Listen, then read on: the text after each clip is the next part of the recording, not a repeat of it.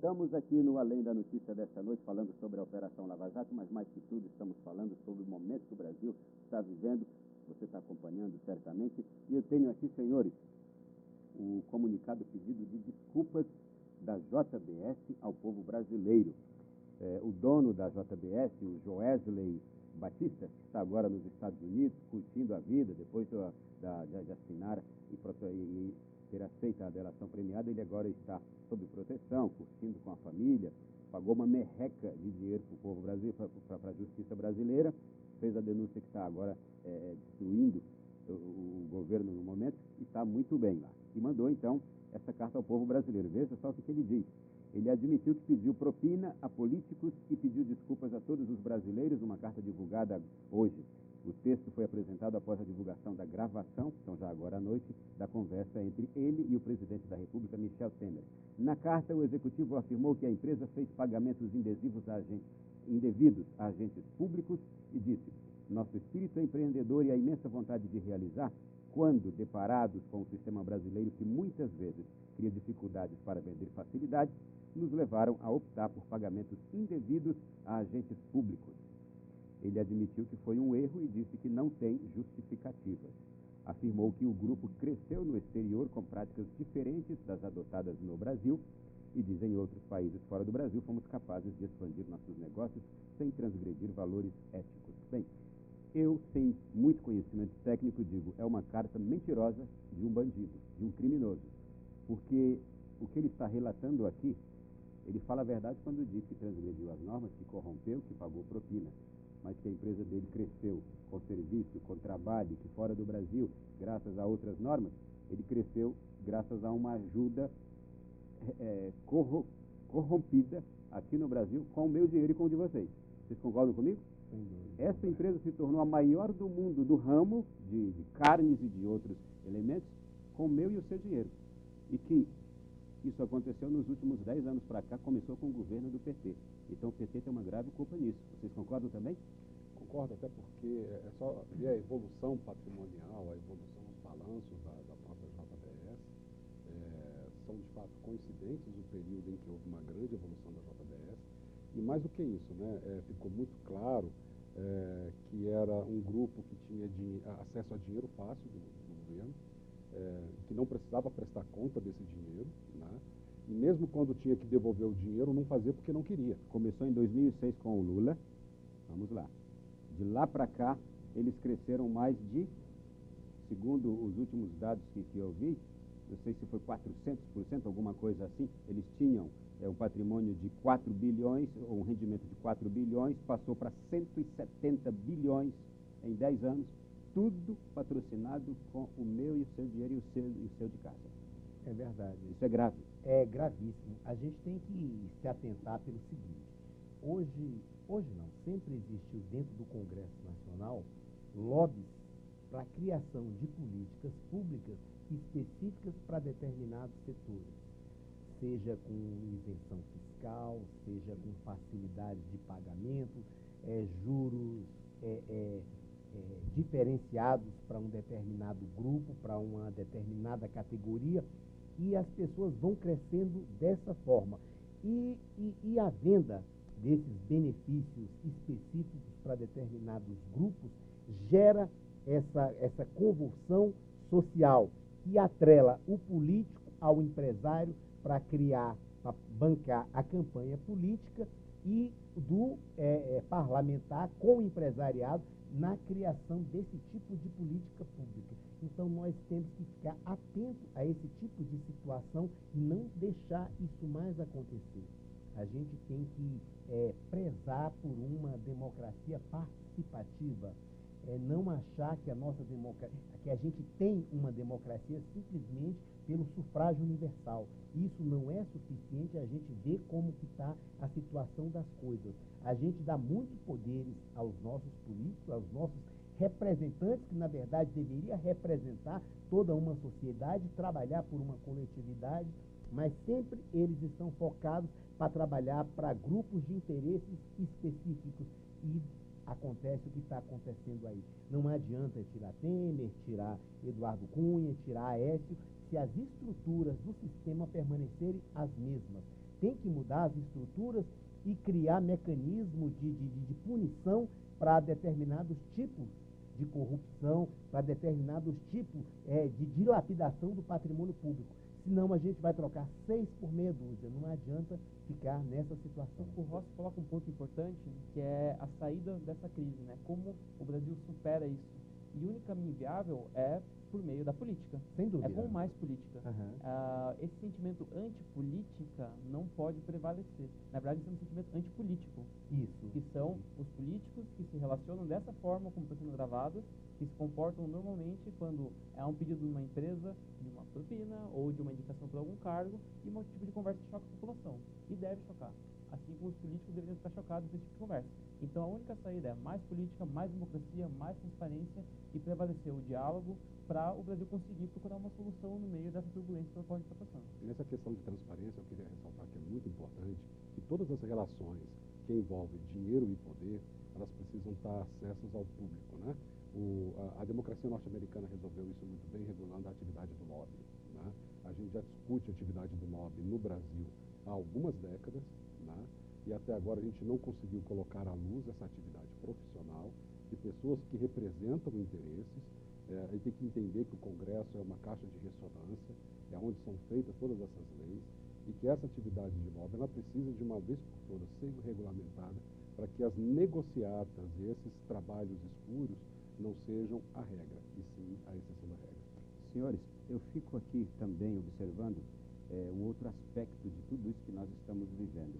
Esses delatores que estão favorecendo que o Brasil vá conhecendo o submundo da política, o mundo muito sujo da política, ao mesmo tempo também me deixa uma coisa com uma pulga atrás da orelha. Por exemplo, esse Joesley, que acaba de fazer essa delação e que está bombardeando tudo, ele não é nenhum patriota, ele não é nenhum bom moço, ele é um criminoso da pior espécie. Esse sujeito, de uma semana para cá, ele tramou tudo, até ganhar dinheiro com a delação dele. De uma semana para cá, as empresas dele vinham comprando dólares em maior escala do que o comum que as empresas fazem. E anteontem ainda, antes da delação, ele comprou um montante de quase $1 bilhão em dólares. Então veja o que ele não ganhou, sabendo que hoje o dólar estaria lá nas alturas. Ele comprou barato, hoje ele ganhou rios de dinheiro como criminoso, destruindo a política nacional, destruindo o governo brasileiro, destruindo até um momento favorável economicamente que a gente está vivendo, e ele deve estar rindo à toa, porque ele, como criminoso, conseguiu fazer a empresa dele, que estava no vermelho em 2006, se tornar uma das maiores do mundo, ganhou muito dinheiro graças às nossas custas. Isso me deixa muito chateado mesmo. Você sabe que ele pode ser julgado, inclusive, sobre crime financeiro por conta disso, né? Porque é uma informação privilegiada. E o pior, sabe o que ele está fazendo? A empresa dele, que é brasileira e que se ramificou pelo mundo inteiro, ele está tirando tudo que tem no Brasil da empresa dele e transferindo para o exterior. Sim. Então ele, com o nosso dinheiro, construiu o patrimônio e está levando o nosso dinheiro para fora. Verdade. Esse sujeito é criminoso em tudo que é sentido. Ele é esperto demais. Ronaldo, um fato que a gente tem que observar bastante, quando você falou aí que o dinheiro que está sendo usado nessas negociatas é o meu, seu e de todo o contribuinte brasileiro. Quando a Andréia Neves, irmã do Écio Neves, pediu, o pessoal da JBS disse que tinha que comprar um apartamento para a mãe dela, no Rio de Janeiro, no valor de 40 milhões. Aí o Aécio Neves entrou na negociação, aí ele falou que queria uma diretoria de uma estatal, eu acho que era Vale, a Vale. Então, aí o Aécio falou, você pode escolher qual diretoria você quer. E ele dava a diretoria em troca desses 40 milhões, ele falou, 40 milhões não é nada, a gente começa a negociar isso daí, em troca você me dá uma diretoria, eu indico os diretores e os cargos. Então a gente vê que há uma relação promíscua do governo Temer com os parlamentares na negociação de cargos. A gente viu aí, para apoiar as reformas, o tipo de negociação que o governo Temer fazia diretamente com os parlamentares para manter aprovada as reformas. A aprovação dessas reformas é uma contrapartida que o governo Temer deu para o mercado financeiro para que a economia no país começasse a funcionar realmente, começasse a crescer, redução de empregos e maior qualidade de vida para as pessoas que recebem salário. Nessa negociação, para que ele pudesse cumprir, ele praticamente vendeu o país, seja através de doação de cargos, aprovação de emendas, para que os parlamentares mantivessem a base dele acesa e que o governo conseguisse aprovar essas reformas. Então, há uma relação promíscua entre o poder executivo e o poder legislativo no Brasil nesse momento. E a gente tem que trabalhar para acabar e quebrar esse tipo de estrutura que sustenta hoje o país. Não dá mais para ficar dessa forma. Você está se sentindo lesado, a dona Maria que mora lá na favela do Mingau, que não tem condições de criar os netos dela dignamente, por conta de não haver políticas públicas de inclusão para ela, seja no mercado de trabalho, seja no mercado, seja na educação e garantia de uma saúde digna. Então a gente não pode mais aceitar isso, e isso é uma relação promíscua, e somente através da política que a gente consegue mudar essa situação. Somente através da política. Mas deixa eu só te interromper. Quando o Aécio ofereceu para ele uma diretoria naval, ele queria a presidência. E ele deu até o nome de quem ele queria. Uhum. Ele queria aquele que foi presidente do Banco do Brasil no governo da Dilma, o Ademir Bendini. Uhum. Não é? Ele ainda disse que queria este nome. E depois, quando ele foi conversar com o deputado Rocha Loures lá, que foi pego com a mala cheia de dinheiro, não é? Uhum. O Rocha Loures ofereceu as estatais e ele queria justamente aquelas que a JBS tinha interesse, porque tinha pendências com aqueles órgãos, pendências financeiras, tinha pendências, então ele queria aqueles cargos, porque assim ele conseguiria, e foi assim que ele conseguiu nos últimos 10 anos, fazer a empresa dele crescer, segundo ele, trabalhando, né? A gente viu como é que ele cresceu. E tem um detalhe, que a gente tem que observar, que é um tipo de atitude que passa por governos. Passa por governo. Né? Dentro das informações que nós recebemos desde ontem, tem inclusive um ministro da Fazenda, né, do governo Dilma, que era um intermediário junto à JBS para tratar dessas questões entre dinheiro que não é contabilizado. Então, assim, é uma prática que esses grupos que têm dentro das suas empresas um departamento de corrupção, esse é o nome correto que a gente tem que trazer para a mesa, né? Nós estamos falando aí da questão da própria JBS, mas também da própria Odebrecht também, que tinham toda uma estrutura para lidar com esses assuntos, né? Então, são empresas que aprenderam a passar por governos mantendo a mesma prática. Tá, bom, o que você fala aqui, ó, notícia da época de agora à noite já. A JBS mantinha conta na Suíça com 300 milhões de reais em propina do PT. E aí diz aqui, depositou cerca de 300 milhões em propina devido ao PT numa conta secreta controlada por Joesley Batista na Suíça, cuja empresa de fachada, titular oficial da conta, era sediada no Panamá.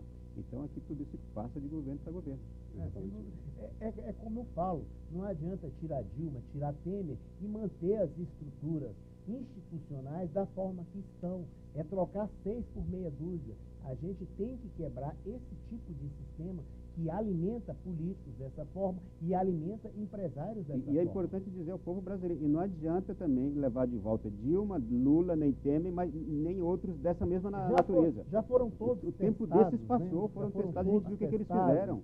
A verdade é que nós vivemos numa época digital, numa época que está se modernizando com uma política analógica. Uma política que não se adequa mais à realidade, que não corresponde aos níveis de transparência e às demandas que a população tem. Então, os políticos se envolvem em relacionamentos já ultrapassados, que não encontram lugar na nossa realidade e insistem, mesmo com tudo que aconteceu 3 meses atrás, os relacionamentos continuam acontecendo. Então, é um pouco preocupante. A gente tem que entender as diferenças do relacionamento. A gente tem nosso presidencialismo de coalizão famoso, que é como o executivo consegue manter a sua base, que conseguiu manter uma governabilidade. O número de partidos tem afetado essa governabilidade, mas até hoje o presidente conseguiu governar apesar dessas dificuldades. E outro ponto é o relacionamento do público com o privado. Então, isso a gente consegue resolver com mais transparência. De alguns anos para cá, nós temos novas leis que permitem uma maior segurança tanto para o privado quanto para o público, em como se deve dar esse relacionamento. O que é corrupção e o que não é. O que é um código de conduta para as empresas. Então, a transparência é a saída para autorizar essa representação legítima, que é preciso, o governo não tem capacidade capacidade de saber todas as informações dos impactos, Sem muitas dúvida. vezes, no dia a dia das empresas, da população. Por isso, é necessário um diálogo com a população. E a saída, que você falou, é uma democracia representativa, é uma participação da população, do setor privado, de todos, na construção de uma nova política. Você sabe o que me deixa mais triste com essa situação? É que o senhor Joesley, toda a sua família e a sua empresa, que levaram bilhões do Brasil, com esta delação, ele devolveu apenas 255 milhões de reais. Você sabe o que isso significa para o patrimônio dele? É igual um cafezinho para uma pessoa que passa num boteco. E ele está livre. Veja só. É o que me deixa inquieto com essas delações da Lava Jato. A Lava Jato cobra muito pouco para ouvir essas delações todas. Para mim, o Ministério Público tem que arrochar mais esses delatores e inclusive, punições mais graves para o patrimônio, para as empresas deles. Tem que se ver uma forma de punir melhor. Porque uma merreca de 250 milhões para quem tem um patrimônio de bilhões. E para quem roubou esses bilhões nossos. São bilhões nossos. É isso que mais dá. Muito. Já estamos no intervalo, não é? Eu só vou deixar aqui o seguinte, já estão nos perguntando aqui, no caso de afastamento de Temer, qual a melhor opção? Ana Maria de Florianópolis, é o que a gente vai falar daqui a pouquinho, o nosso futuro que nos aguarda. Michel Temer, embora não tenha renunciado, a gente sabe que as condições de governabilidade são bastante difíceis para ele, então se está falando de fato já de um futuro bem próximo aí com o novo governo. O que será? A gente vai conversar daqui a pouquinho no próximo bloco e também responder algumas perguntas dos nossos telespectadores que nos acompanham. Até já!